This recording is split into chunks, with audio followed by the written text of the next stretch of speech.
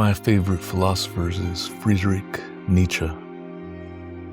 He's a highly polarizing figure.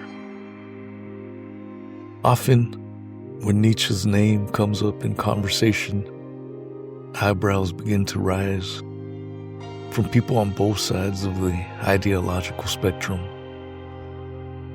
Some dismiss him as dangerous. Others misunderstand him entirely. And it doesn't matter if it's from a science-based background or a religious-based background. And ironically, that's exactly what drew me to him.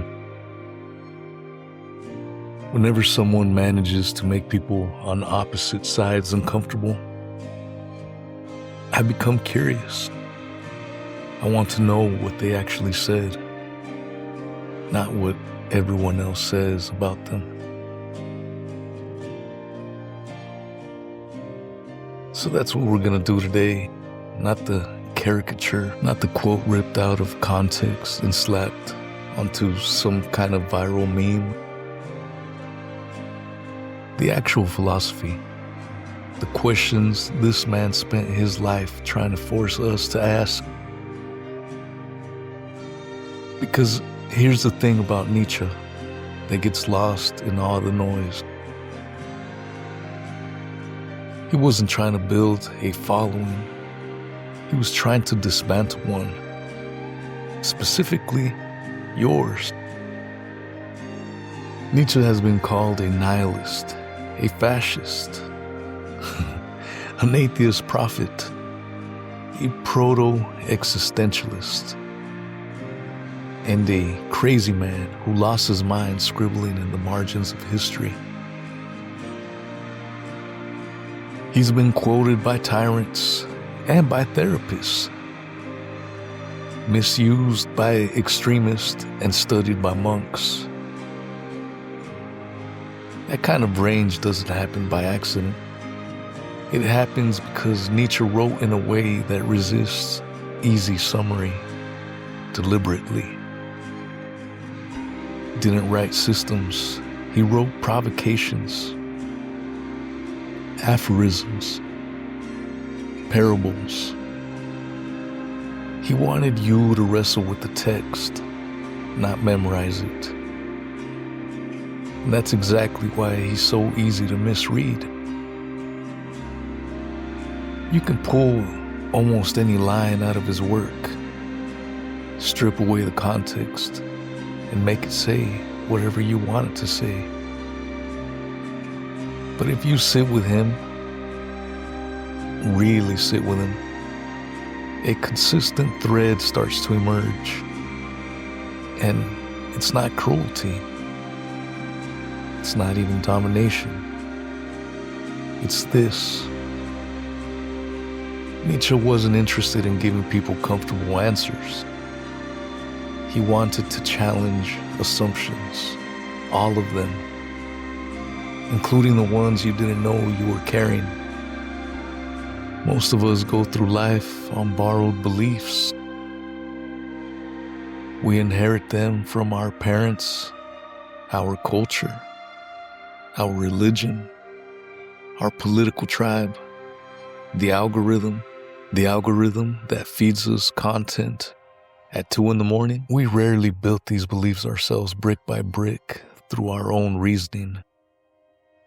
We just absorb them.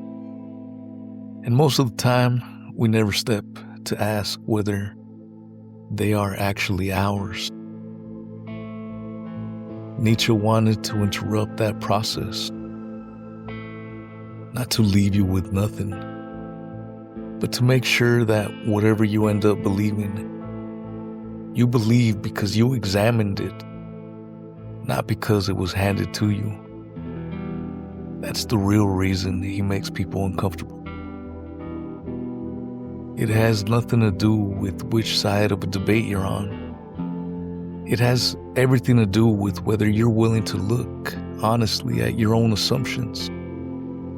And most people aren't. Nietzsche knew that. This brings us to one of Nietzsche's sharpest and most enduring criticisms, what he called herd mentality. And this is perhaps one of the areas where Nietzsche gets misread the most. People assume this was primarily an attack on religion, and it wasn't. Religion was just one target among many, a visible, historically dominant example of the pattern he was really after. What Nietzsche was actually diagnosing was much broader and frankly much more relevant to your life and mine than any single institution. He believed that any institution can become dogmatic the moment people stop questioning any of them. It doesn't matter whether it's built on scripture or on data, on tradition or on progress, scientific consensus.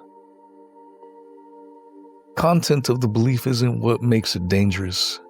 What makes it dangerous is the absence of thought behind it. People can blindly follow religious institutions. They can blindly follow political movements. They can blindly follow governments.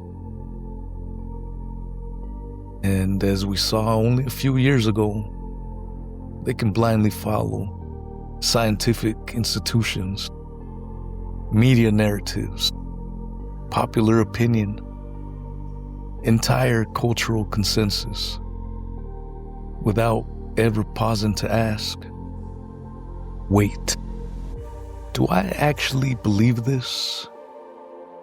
Or have I just stopped questioning it? Nietzsche believed truth should never be accepted merely because it comes from authority. Not the authority of a priest, not the authority of a politician, not the authority of a quote-unquote expert, a headline, or a crowd of people nodding along in unison. Authority can be a starting point of inquiry. It should never be the end of it. There's a way to say this that I think captures the heart of what he meant. The herd isn't defined by what it believes. It is defined by the fact that it refuses to think for itself. Listen to that again for a second and sit with it.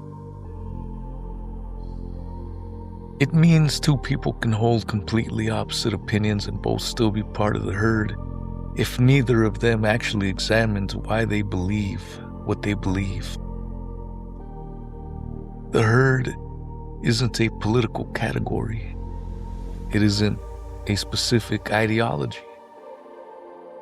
It's a posture, a way of relating to your own beliefs. You can find it on every side of every argument that has ever existed. Because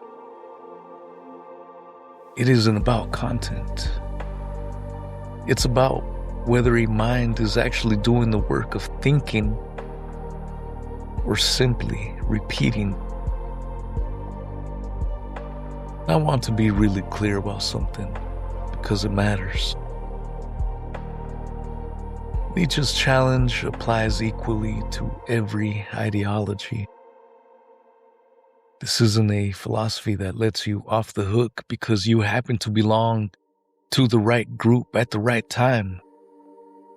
It doesn't matter whether your beliefs are old or new, popular or rebellious, mainstream or fringe. If you arrived at them without scrutiny, you are still standing in the herd.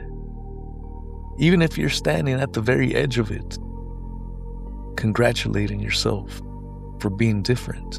This isn't a video about today's headlines, and I'm not going to turn it into one. Nietzsche's insight isn't about any particular controversy of our era. It's much older than that, and it will outlive whatever we are all arguing about this week. It's a timeless mirror, and that's what makes it awesome. It asks the same question no matter what century you hold it up in.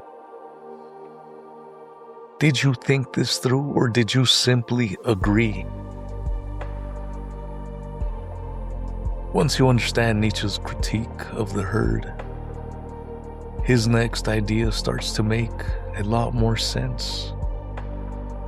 Because if you're not supposed to simply absorb the values handed to you by your culture, then what are you supposed to do instead? This is where Nietzsche introduces one of his most famous and most misunderstood concepts, the Übermensch, often translated as the Overman or Superman, a word that has been hijacked by everyone from bodybuilders to authoritarians looking for a philosophical costume to wear. Let's clear something up. The Übermensch is not about domination over others. It was never about ruling over people, crushing the weak, or proving your superiority to the world. That reading says far more about the people who adopted it than it does about the philosophy itself. What Nietzsche actually meant was something quieter, and honestly, something much harder. The Übermensch represents becoming the highest version of yourself. Not a superior being who looks down on humanity. A human being who refuses to remain unfinished out of fear or laziness or comfort. It's the practice of self-overcoming, the willingness to confront your weakness instead of hiding them behind excuses. It's discipline, the quiet, unglamorous work of showing up for your own growth on the days you don't even feel like it. It's creating your own values instead of inheriting them wholesale. Examining what you actually believe is worth pursuing, rather than what you were told to pursue. It's accepting responsibility for your life instead of outsourcing blame to your parents, your circumstances, your bad luck. It's refusing to become a victim of circumstance, not by pretending hardship doesn't exist, but by refusing to let hardship become your entire identity. And underneath all of it, it's continual personal evolution. The understanding that you are never a finished project. Think of it like climbing a mountain that never truly ends. There's no summit where you plant a flag and declare yourself complete. Every ridge you climb reveals another one behind it. And that can sound discouraging at first. What's the point of climbing it if you never arrive? But Nietzsche would tell you that you are asking the wrong question. Because becoming is more important than arriving. A person who thinks they've made it spiritually, morally, intellectually, is usually the person who has stopped growing. The Übermensch isn't a destination you reach and then relax into. It's a direction you keep walking toward, one honest decision at a time for the rest of your life. It's less a finish line and more of a compass, something that orients you even though you'll never fully arrive at what it points to. And maybe that's actually a more hopeful version of this idea. You don't have to have your life figured out today. You just have to be moving honestly, deliberately toward becoming someone slightly more disciplined, slightly more responsible, slightly more awake than you were yesterday. Now, we get to the point where I consider Nietzsche's most haunting, most beautiful idea. Call this eternal recurrence. I actually want you to think about this one. Don't just let it pass by as an interesting concept. Feel it. Let it consume you. Swim in it. Here's a thought experiment, roughly as Nietzsche presented it. Imagine one quiet night, a demon slips into your loneliest hour and whispers this to you. You must live this exact life again. Every joy, every heartbreak, every mistake, every embarrassment, every success. Forever. Not a different life. Not an improved version with the mistakes edited out and the good parts highlighted. This exact life. Every argument you've ever had. Every time you bit your tongue when you should have spoken up. Every sunrise you actually noticed. And every one you slept through. Scrolling on your phone, wasting time. All of it. Repeating it. Endlessly. Identically. Pause for a moment and let that settle. Would you celebrate that news?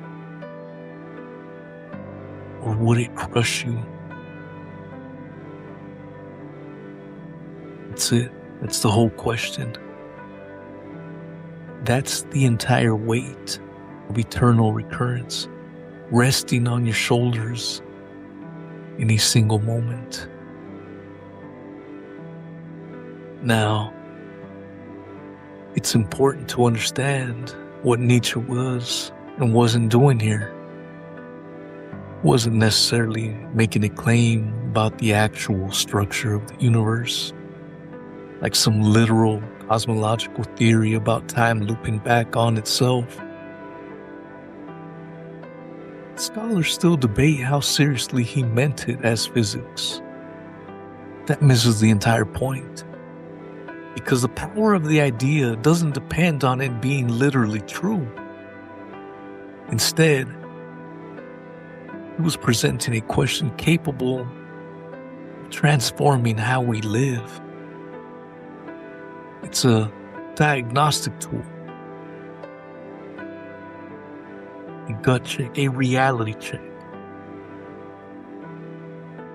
Because the way you answer that question reveals something you might otherwise spend your whole life avoiding. Whether you actually respect the life you are living, or whether you are just tolerating it. while you wait for something better to arrive. Eternal recurrence forces us to examine things we usually keep stored safely out of view. Procrastination. Because if this day repeats forever, every postponed conversation, every start tomorrow becomes an eternal postponement, resentment. Because carrying the same grudge, the same anger through infinite repetitions of your life sounds like justice and more like a prison you built for yourself. Fear. Because if you're going to relive this moment forever anyway, what exactly are you protecting yourself from by staying small? Comfort? Because the idea exposes how much of our lives is spent avoiding discomfort rather than pursuing meaning. Courage. Because somewhere in that question is an invitation to finally do the one thing you've been afraid to do. And purpose.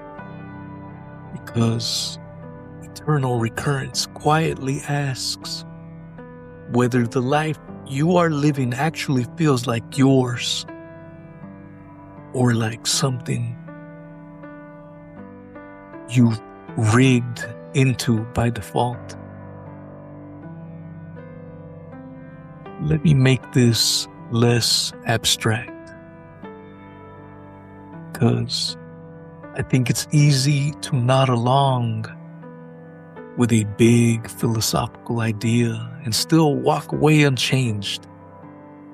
So let's bring it down to ordinary life. Kind of thing that doesn't feel dramatic in the moment, but adds up to an entire existence if left unexamined. Choosing not to tell someone you love them and telling yourself there will be another chance, another day when the timing feels right. Working a job you hate year after year only because it's stable, because it's quote unquote familiar, because leaving feels riskier than staying miserable. Constantly waiting for quote unquote someday I'll travel, someday I'll start the business, someday I'll make that change. As if someday is a place on the calendar rather than a decision you keep refusing to make today.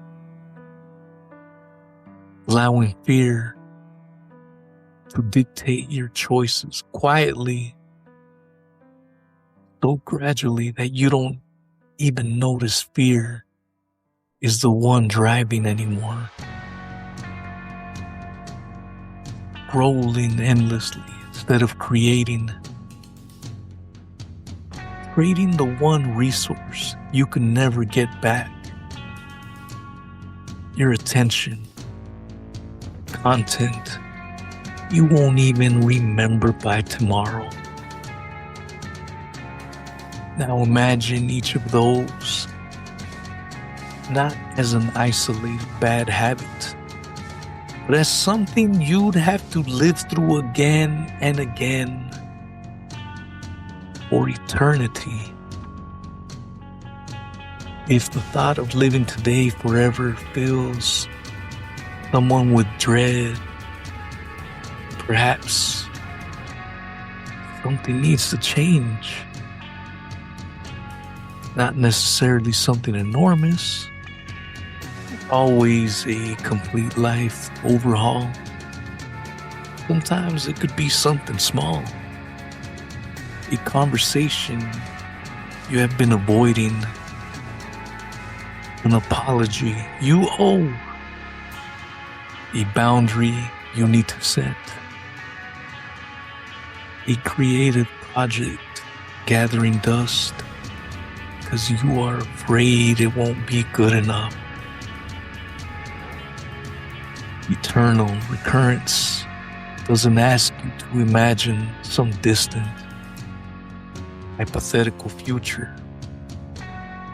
It asks you to look honestly at today, right now.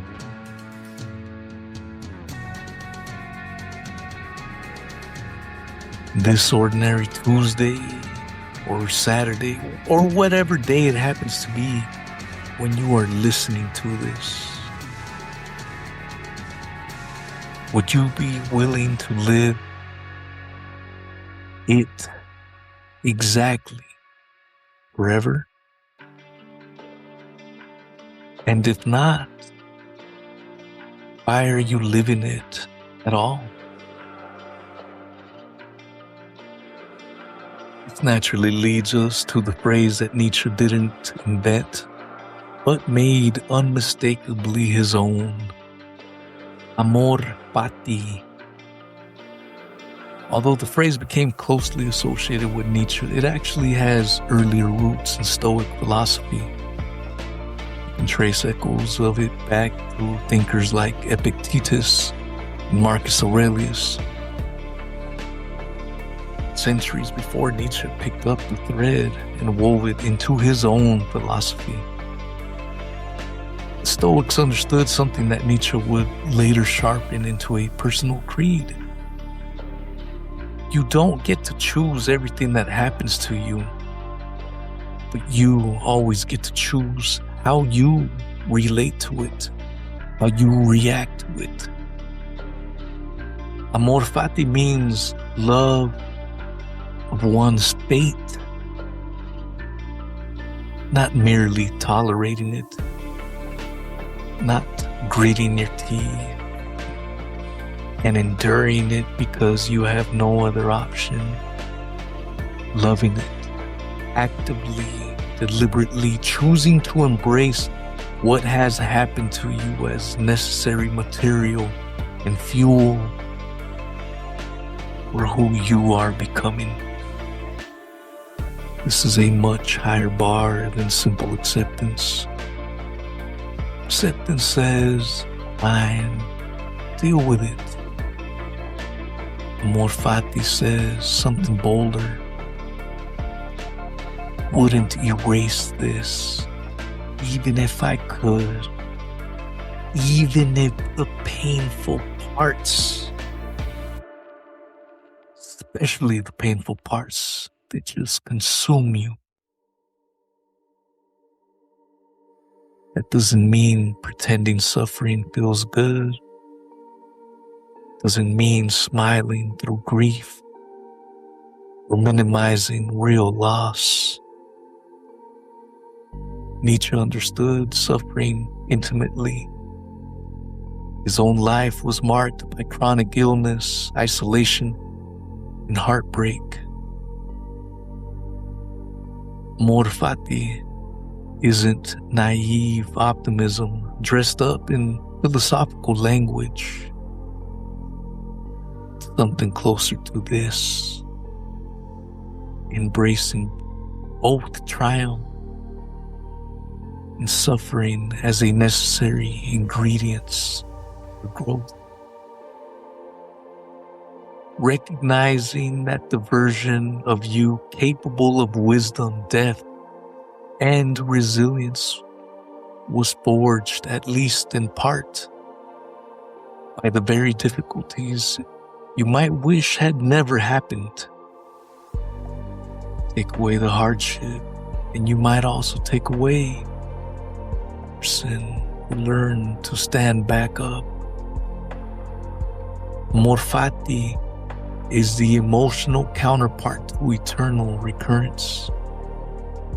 If you are going to imagine living your life again and again forever, then loving your fate isn't an option. It's the only way that endless repetition becomes something to welcome instead of something to dread. But let's step back and look at the whole shape of what we've covered. Because these ideas were never meant to live in separate boxes. They were meant to work together like the three legs of the same stool. It starts with rejecting herd mentality, refusing to accept beliefs simply because they arrived repackaged from an authority, a crowd, or a comfortable consensus. That's the foundation. Without it, everything else collapses into borrowed thinking. From there, it moves into striving toward the Übermensch, taking responsibility for actually building a self, deliberately through discipline and honest self-examination, rather than drifting through life on autopilot. That's the direction. Mountain you keep climbing, not because you'll ever finish, but because becoming is the entire point. And finally, it asks you to live as though eternal recurrence were true, treating each day with the weight and reverence of something you'd be willing to relive forever. And when it isn't yet worthy of that, having the courage to change it. That's the urgency. Thing that keeps the whole philosophy from staying comfortably theoretical. Reject the herd, and you clear the space to think for yourself. Strive toward the Übermensch, and you give that freedom a direction, something to build instead of just tearing down. Live as though today would repeat forever, and you give the whole project urgency, because suddenly, someday isn't good enough anymore. Pick away any of these three, and the philosophy weakens. Reject the herd without striving toward anything, and you're left with empty rebellion for its own sake. Strive towards self-improvement without ever questioning the herd, and you're just optimizing yourself inside a cage you never examined. Embrace eternal recurrence without the other two, and it becomes a nice thought experiment with no teeth. Together, they form something whole, a way of living that is examined, directed, and urgent all at once. Whether Nietzsche was right about everything isn't really the point. Great philosophers aren't meant to give us all the answers. They're meant to ask questions that refuse to leave us alone. I don't know what your particular version of the herd looks like. I don't know which belief you've been carrying without ever really examining it, or which conversation you've been postponing, or which fear has been quietly making your decisions for you while you weren't even paying attention. But I know this. If today were the day you'd have to live again and again for eternity, what would you change? And more importantly, what's stopping you from changing it right now?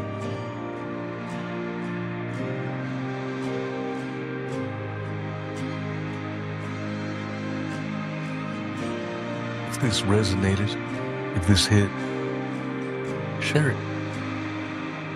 If you really enjoyed it, Smash that subscribe button. Follow me everywhere. We're building something real here. Stay grounded, stay sharp, and stay unshakable.